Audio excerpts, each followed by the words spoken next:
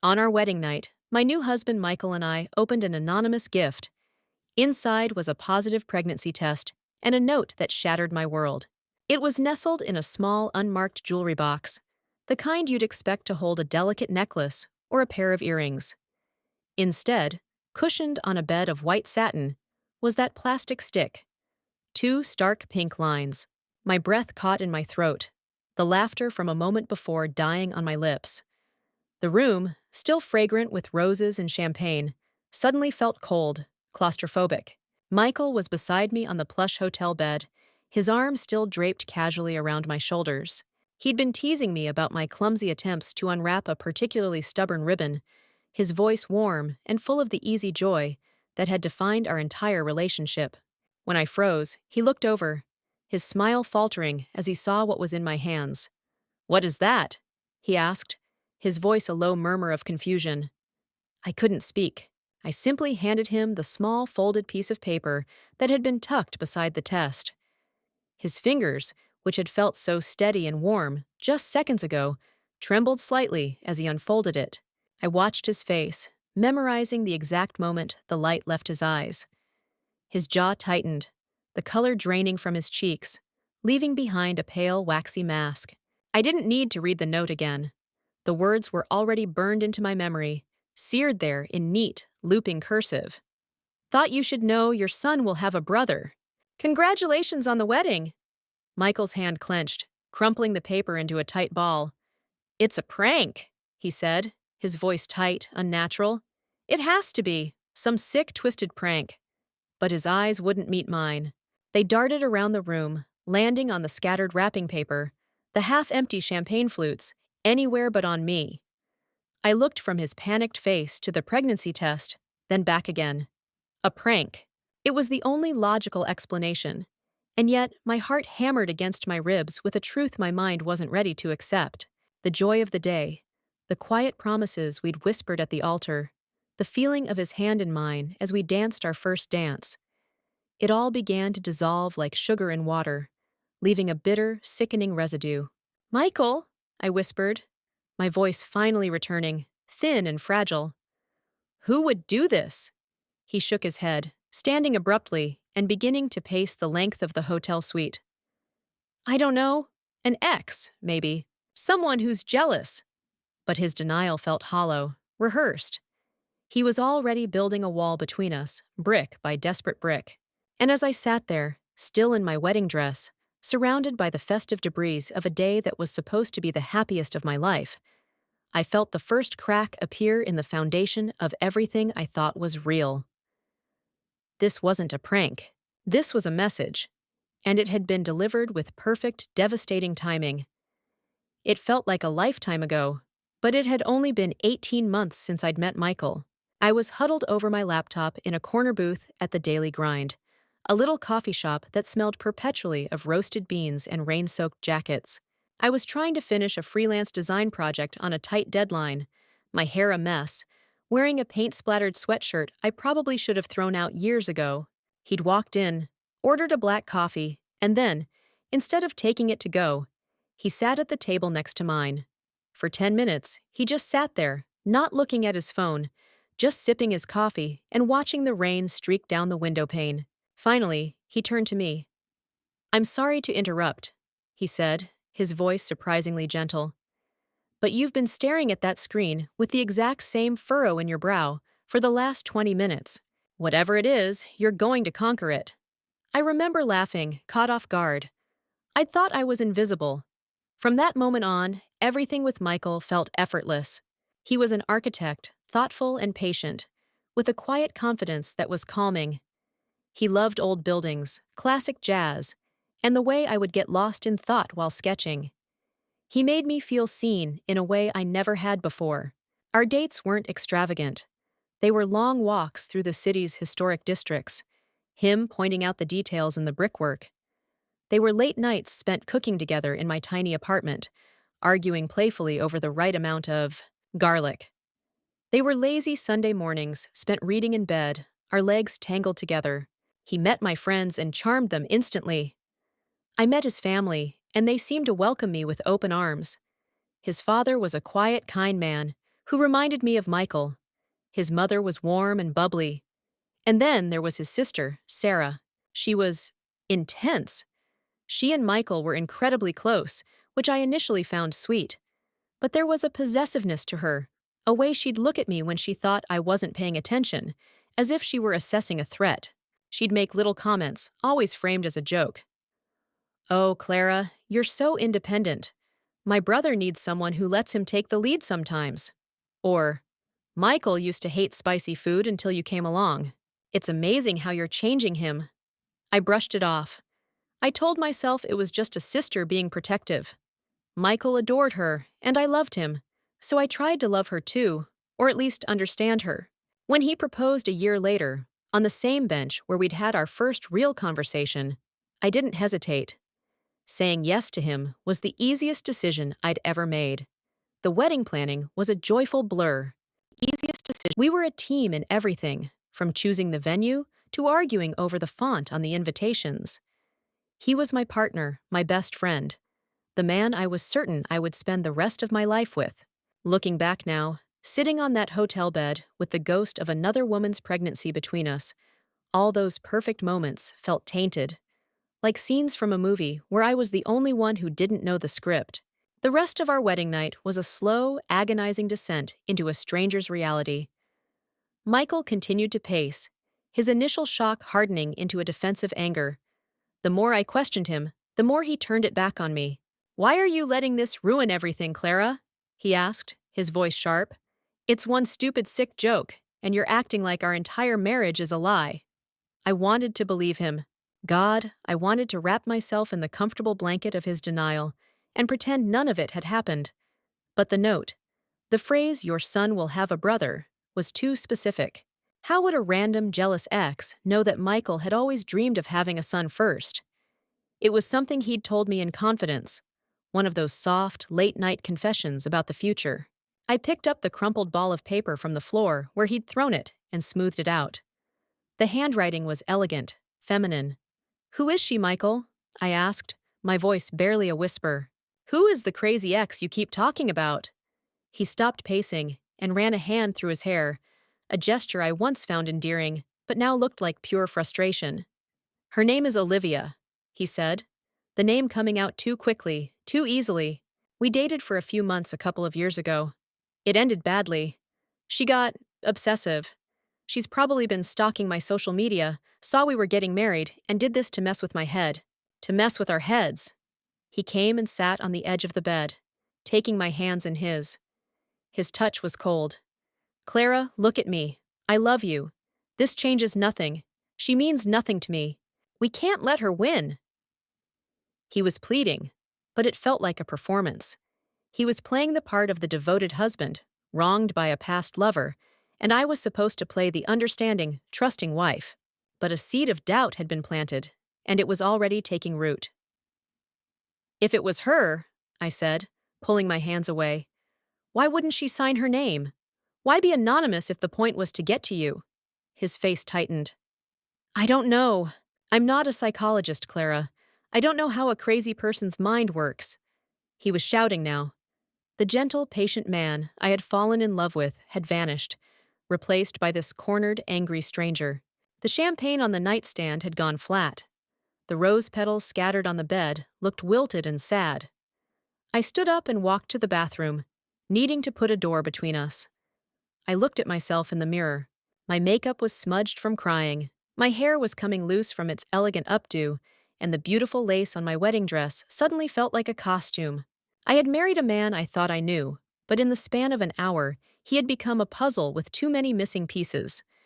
When I came out, he was standing by the window, staring out at the city lights. "Let's just go to sleep," he said, his back still to me. "We can talk about this in the morning. Let's not let this night be completely ruined." But it already was. As I slipped out of my dress and into bed, a cold space between us, I knew that no matter what happened next, the trust that had been the bedrock of our love had been fractured, perhaps irrevocably. Our honeymoon in Italy was supposed to be 2 weeks of pasta, wine, and romance. Instead, it was a masterclass in avoidance. Michael was relentlessly cheerful, overly attentive, As if he could smother the memory of our wedding night with a constant barrage of sightseeing and forced fun. He bought me expensive gifts, took me to the finest restaurants, and took hundreds of photos of us smiling in front of ancient ruins. But it all felt hollow. The question hung between us, unspoken but suffocating. Every time his phone buzzed, I felt a jolt of anxiety. Every time he stepped away to take a call, claiming it was work, my mind raced. I was living inside a beautiful postcard, with a man who felt like a stranger. The moment we got back to our quiet suburban home, the pretense began to fray. I tried to settle back into a routine, but the house felt different, haunted by a secret I didn't fully understand. I couldn't shake the image of that pregnancy test from my mind. A few days after we returned, my best friend, Jessica, came over with a housewarming gift, a beautiful orchid. She took one look at my face and knew something was wrong. "Okay, spill," she said, setting the plant on the kitchen counter. "You look like you've seen a ghost." I hesitated. Then the whole story came tumbling out. The gift, the note, Michael's denial, the tense honeymoon. Jessica listened patiently, her expression growing more serious with each word. When I finished, she didn't offer easy platitudes. "Clara, you know I love Michael," she said carefully, "but your gut is screaming at you.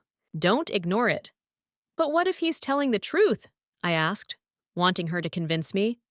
"What if it really is just a sick prank from some crazy ex?" "And what if it's not?" she countered gently. "You can't build a marriage on a foundation of doubt. You have to know for sure, for your own sanity." She was right. That night, I waited until Michael was sound asleep, his breathing deep and even beside me. My heart was pounding as I reached for his phone on the nightstand. My hands were shaking so badly I could barely type in the passcode. His birthday, a code he'd once told me, was so obvious it's actually secure. I felt like a terrible person, a wife who didn't trust her husband.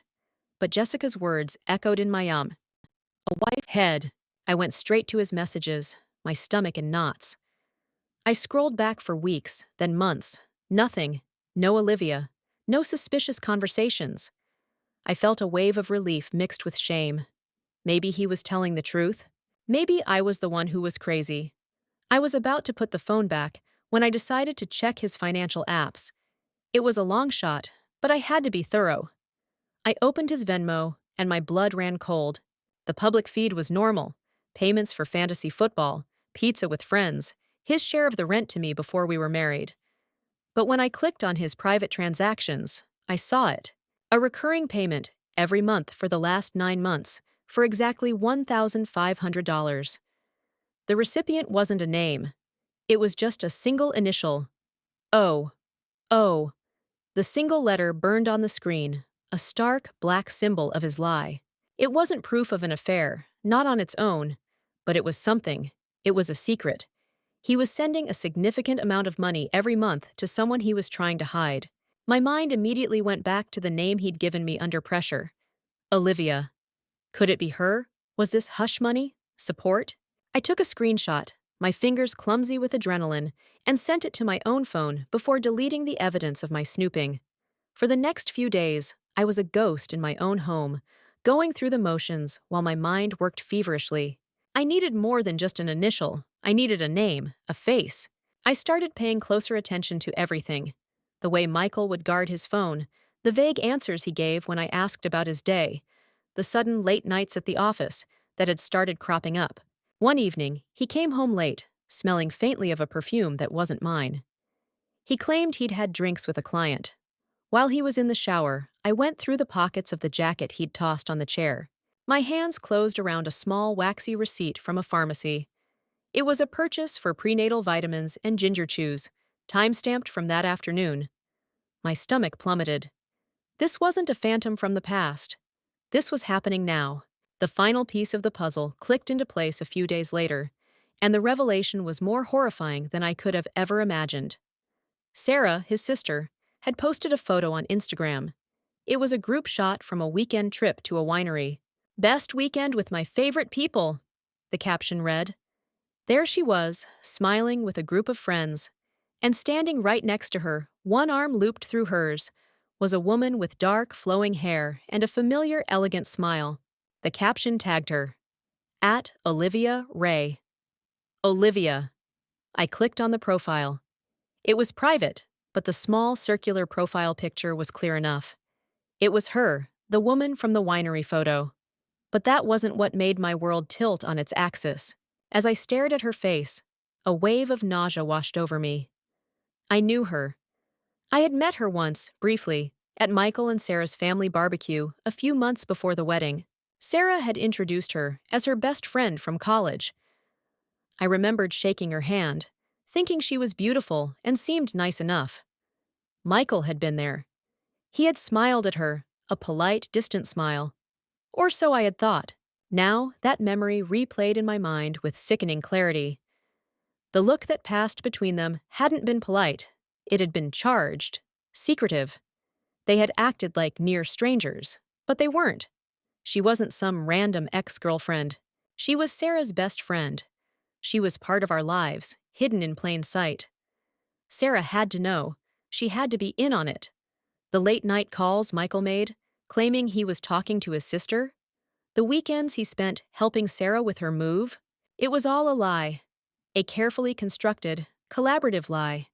My best friend had been right. My gut had been screaming at me, and I had been trying to silence it with logic and hope. But there was no more room for hope. There was only the cold, hard reality. My husband was having an affair with his sister's best friend. She was pregnant with his child, and his own sister was helping him hide it all.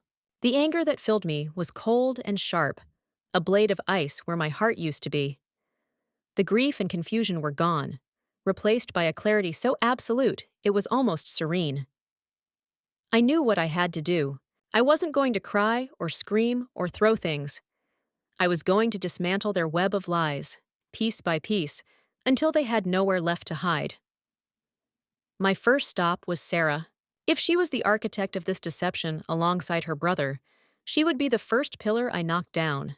I drove to her apartment in the city, a chic, modern condo that I now suspected my husband's secret monthly payments had helped to furnish. I didn't call first. I wanted the element of surprise. She opened the door in yoga pants and a tank top, a smoothie in her hand.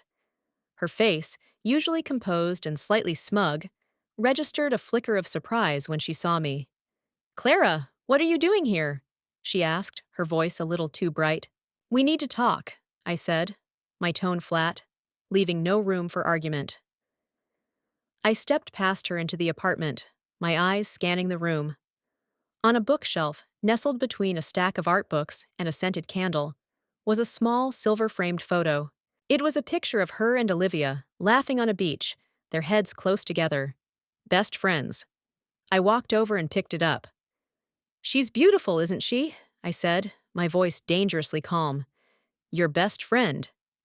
Sarah's smile tightened. "Yes, Olivia's great. What is this about, Clara?" I turned to face her, holding the frame. "I think you know what this is about. How long, Sarah? How long have you been helping him lie to me?" Her composure finally cracked. She snatched the frame from my hand and set it down with a sharp click. "I have no idea what you're talking about. You're being hysterical." "Am I?" I took a step closer. "You're being hysterical. Is it hysterical to know that my husband is sending $1,500 a month to your best friend? Is it hysterical to know that she's pregnant? Is it hysterical to know that the note I received on my wedding night wasn't a prank? It was a promise?" Sarah's face went pale. For a moment, she was speechless. Then the fear in her eyes was replaced by pure venom. "Fine," she spat, her voice low and vicious. "You want to know? Yes, he's with her. And you know what? She's better for him than you ever were. She understands him. She doesn't try to change him." Each word was a deliberate stab. "You were just a placeholder, Clara. A nice, safe choice. But Michael deserves passion. He deserves a real family, something you obviously can't give him." The cruelty of it took my breath away. She wasn't just admitting it. She was celebrating it. She was casting me as the villain in a story I didn't even know I was in. "So you helped him," I said, the pieces falling into place. "You covered for him. You lied to my face. You sat at my wedding, toasted to our happiness, all while knowing this. "He's my brother," she said, as if that explained everything. "I will always protect him, especially from someone who was never right for him in the first place." I just stared at her, the full scope of their betrayal washing over me. It wasn't just an affair, it was a conspiracy, born of arrogance and a twisted sense of loyalty. I didn't need to hear any more. I had my confirmation. I turned and walked toward the door, my movements steady and deliberate. "Thank you, Sarah," I said, without looking back. "You've given me everything I need." I didn't go home.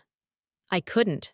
The thought of walking back into that house, a space that was supposed to be my sanctuary, but was now just a stage for Michael's lies, was unbearable. Instead, I drove to a quiet hotel on the other side of town and booked a room for the night. I sat on the edge of the impersonal king-sized bed and finally let myself feel the full weight of it all. But the tears that came weren't tears of heartbreak. They were tears of rage. They had underestimated me. They thought I would crumble, that I would accept the role of the tragic wronged wife. They were wrong. The next morning, I called the best divorce attorney in the city, a woman named Eleanor Vance, known for her sharp mind and take-no-prisoners approach in the courtroom. I had gotten her name from a colleague who had gone through a messy split years ago. "She's a shark," my colleague had said, "but she's the shark you want on your side." I sat in her sleek, minimalist office, the city skyline visible through the floor-to-ceiling windows, and laid out the story. I told her everything: the wedding night gift, the note, the monthly payments, the pharmacy receipt, and the damning conversation with Sarah. I showed her the screenshot of the Venmo transaction and the photo of Sarah and Olivia. Eleanor listened intently, her face unreadable. She didn't offer sympathy, she offered strategy. "Annulling the marriage on the grounds of fraud is our strongest position," she said, her voice crisp and clear. "The marriage was entered into under false pretenses. He was actively involved with another woman who was pregnant with his child at the time of your wedding. His sister was complicit. This is a clear case of deceit." She explained the process, the paperwork I would need to gather, the evidence we would use. For the first time in weeks, I felt a sense of control. I wasn't just reacting to their chaos. I was building my own case, on my own terms. "There's one more thing," Eleanor said, leaning forward. "Given the timeline, it's highly likely he used marital assets to support this other woman. We can subpoena his financial records, trace every dollar." A cold, hard knot of satisfaction formed in my stomach. It wasn't about the money, not really. It was about the principle. He had used the life we were building together to fund the life he was building behind my back. Leaving Eleanor's office, I felt like a different person. The fog of confusion and pain had lifted, replaced by a steely resolve. I spent the rest of the day gathering my ammunition. I went to the bank and got copies of our joint account statements, highlighting the suspicious withdrawals. I printed out the social media photos, the receipts, everything. I compiled it all into a neat, damning file. That evening, I went back to the house. Not to stay, but to pack. I moved with a quiet efficiency, putting my clothes, my books, my life into boxes. Michael wasn't home. He had texted earlier, a casual, "Working late, don't wait up for me." That was so brazenly false it was almost funny. As I taped up the last box, I paused in the living room, looking at the photos on the mantel. Us, smiling on vacation, at our engagement party, on our wedding day. They were all lies. With a steady hand, I took down the wedding photo, slid it out of its silver frame, and tore it neatly in half. I set the stage for the final act a week later.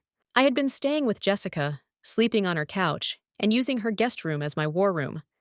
I texted Michael from a place of feigned desperation. "Can we please talk? I'm a mess. I need to understand." I suggested we meet at our house, the one place where he would feel in control, on his home turf. He agreed immediately, his reply dripping with false sympathy. "Of course, Clara, I'll be there. We'll figure this out." When I walked in, he had already prepared the scene. The lights were dimmed, a bottle of wine was open on the coffee table, and he had the look of a man ready to deliver a compassionate, carefully rehearsed breakup speech. He probably thought I was there to cry, to beg, to try and win him back. He had no idea I was there to end him. "Clara, I'm so glad you reached out," he began, gesturing for me to sit on the couch. I remained standing. He began, "I've been doing a lot of thinking, and this is so hard to say, but I think we made a mistake." "A mistake?" I asked, my voice even. He nodded, his expression a perfect mask of sorrow. "I wasn't ready. I rushed into it. It's not your fault. You're an amazing woman, but I can't be the husband you deserve." He was letting me down easy, or so he thought. He was giving me the "it's not you, it's me" speech, the oldest lie in the book. "So, what happens now?" I asked, playing my part. "Well," he said, taking a deep breath, "I think we should get an annulment. It's cleaner, faster. We were only married for a few weeks. We can just pretend it never happened." He was handing me the very weapon I was planning to use against him, but on his terms, where he controlled the narrative. That was my cue. "An annulment sounds perfect," I said. A wave of relief washed over his face. He thought he had won. "I even brought the paperwork." I placed a thick manila folder on the coffee table. It wasn't from him. It was from my lawyer. He frowned, confused, as I opened it and began laying out the contents one by one. First, the screenshot of the Venmo payments to O. Then, the pharmacy receipt for prenatal vitamins. Then, the printout of Sarah's Instagram photo, with Olivia's face circled in red ink. His face went from confusion to shock to a sickly, ashen gray. He stared at the papers, speechless. "I know, Michael," I said, my voice no longer fragile, but cold and clear as glass. "I know about Olivia. I know she's Sarah's best friend. I know she's pregnant. And I know you were with her on our wedding day." He opened his mouth, but no sound came out. The mask was gone. All that was left was the panicked, guilty man underneath. "So, yes," I continued, picking up the final document. The annulment papers Eleanor had drafted, citing fraud and deceit. "Let's get an annulment. But not on your terms, on mine. You will sign this, you will not contest it, and you will agree to the financial settlement outlined within, which covers every dime you spend on her from our joint accounts. Or we can go to court, and I will subpoena every record, depose every person, including your sister, and air every single one of your lies in public." He finally looked at me, his eyes wide with a terror I had never seen before. He had expected tears. He had expected a fight. He had never, in a million years, expected this. He had never expected me. I slid the pen across the table. "Your choice." He didn't speak. He just picked up the pen, his hand shaking, and signed his name. I took the papers, put them back in the folder, and walked out the door without looking back, leaving him alone in the ruins of the life he had tried to destroy.